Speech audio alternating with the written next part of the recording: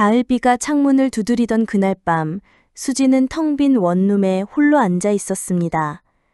마흔이 넘은 나이에도 변변한 가족 하나 없이 친구라고 부를 만한 사람도 없이 살아가는 자신의 모습이 처참하게 느껴졌습니다. 회사에서는 그저 하나의 부품처럼 취급받고 집에 돌아오면 맞아줄 사람도 없는 이런 삶에 과연 무슨 의미가 있을까 하는 생각이 그녀를 짓눌렀습니다. 이게 인생의 전부인가? 수지는 중얼거리며 텔레비전 리모컨을 집어들었습니다.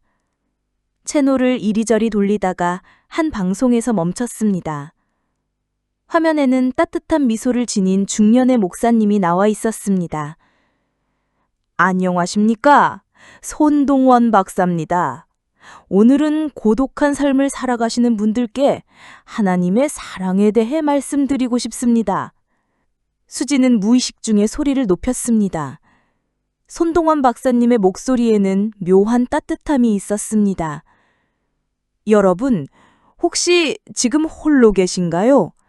아무도 자신을 이해해주지 않는다고 느끼시나요?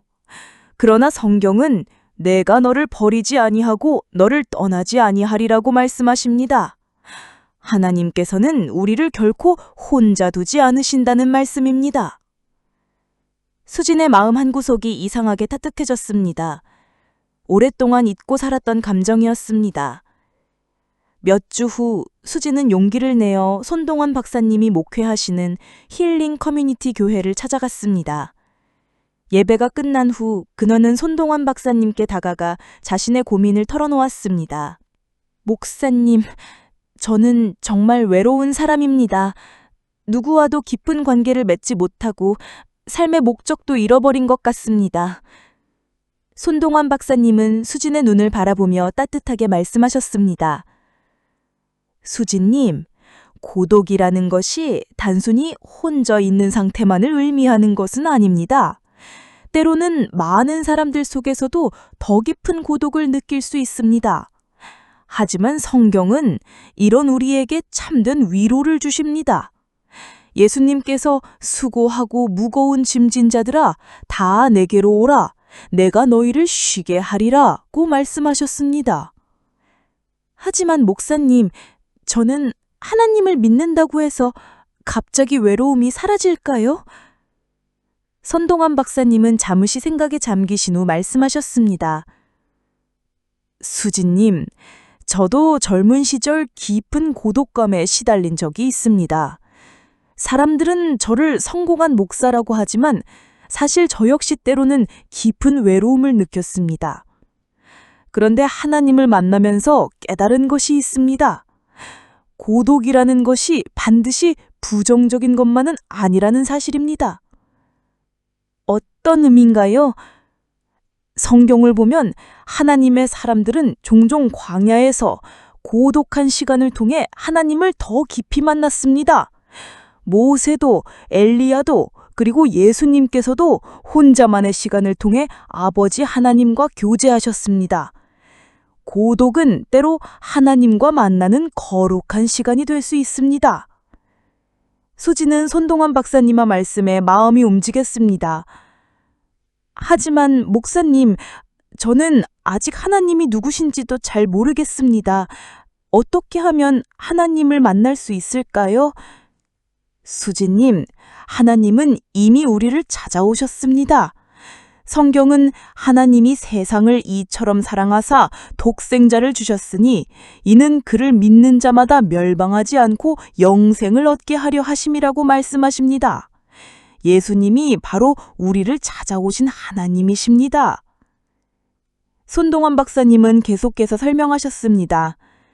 우리가 고독하고 외로울 때는 그것이 하나님께서 우리 마음에 두신 영원을 사모하는 마음 때문일 수도 있습니다. 전도서에서 하나님이 모든 것을 지으시되 때를 따라 아름답게 하셨고 또 사람들에게는 영원을 사모하는 마음을 주셨다고 했습니다. 우리 마음 깊은 곳에 있는 그 공허함은 오직 하나님만이 채워주실 수 있습니다. 그날 밤 수지는 집에 돌아가서 손동원 박사님께서 주신 성경을 펼쳐보았습니다. 시편 23편이 그녀의 눈에 들어왔습니다. 여호와는 나의 목자시니 내게 부족함이 없으리로다. 그가 나를 푸른 풀밭에 누이시며 쉴만한 물가로 인도하시는도다. 몇 주가 지나면서 수지는 정기적으로 손동환 박사님과 성경 공부 시간을 가지게 되었습니다. 어느 날 손동환 박사님은 수진에게 이렇게 말씀하셨습니다. 수진님, 지난 몇 주 동안 보니까 많이 변화된 것 같습니다. 표정도 밝아지고 눈에서 희망의 빛이 보입니다. 네, 목사님.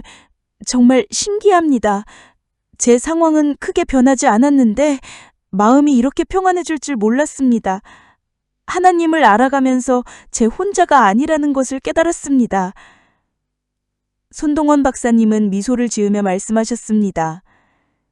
그렇습니다. 고독이라는 것이 하나님 안에서는 전혀 다른 의미가 되는 것입니다. 이제 수진님의 고독은 하나님과 함께하는 고독, 즉 거룩한 고독이 되었습니다. 그리고 이런 사람들이 세상에서 참된 사랑을 나누어 줄 수 있는 것입니다. 몇 달 후 수진은 교회에서 자신과 같은 처지에 있는 사람들을 위한 소그 모임을 시작하게 되었습니다. 그녀는 자신의 경험을 나누면서 다른 사람들에게 하나님의 사랑을 전했습니다. 여러분, 저는 손동환 박사님을 통해 깨달았습니다. 우리의 고독함이 저주가 아니라 축복이 될 수 있다는 것을 말입니다. 하나님께서는 우리의 외로움 속에서 우리를 만나주시고 우리를 통해 다른 사람들에게도 위로와 희망을 주고 싶어 하십니다. 어느 날 주일 예배 후 수지는 손동환 박사님께 감사의 인사를 드렸습니다. 목사님, 정말 감사합니다. 손동환 박사님을 통해 저는 인생의 참된 의미를 찾았습니다. 제 고독했던 시간들이 모두 헛된 것이 아니었다는 것을 알게 되었습니다. 수지님, 이제 수지님도 다른 사람들에게 그 은혜를 나누어 주시는 통로가 되지 않았습니까? 성경 말씀처럼 우리의 모든 환난 중에서 우리를 위로하사 우리로 하여금 하나님께 받는 위로로서 모든 환난 중에 있는 자들을 능히 위로하게 하시는 것입니다. 그날 저녁 수지는 창가에 앉아 석양을 바라보며 기도했습니다. 하나님, 감사합니다. 제가 혼자라고 생각했던 그 모든 시간들 속에서도 하나님께서는 저와 함께 해주셨군요. 이제 저는 진정한 인생의 의미가 무엇인지 알 것 같습니다. 그것은 하나님의 사랑 안에서 다른 사람들과 그 사랑을 나누는 것입니다. 창밖으로는 따뜻한 석양빛이 스며들고 있었습니다. 수진의 마음에도 이제 더 이상 외로움이 아니라 하나님의 사랑으로 가득 찬 평안함이 자리 잡고 있었습니다. 그녀는 손동환 박사님의 말씀을 다시 한번 되새겼습니다. 고독은 저주가 아니라 하나님을 만나는 거룩한 시간이었던 것입니다. 그리고 이제 그 경험을 통해 다른 사람들에게도 희망을 전할 수 있게 된 것이 수진에게는 가장 큰 축복이었습니다. 인생의 참된 의미는 바로 여기에 있었습니다. 하나님의 사랑을 받고 그 사랑으로 다른 이들을 섬기는 것, 그것이야말로 고독한 인생에서 찾을 수 있는 가장 아름다운 진리였습니다.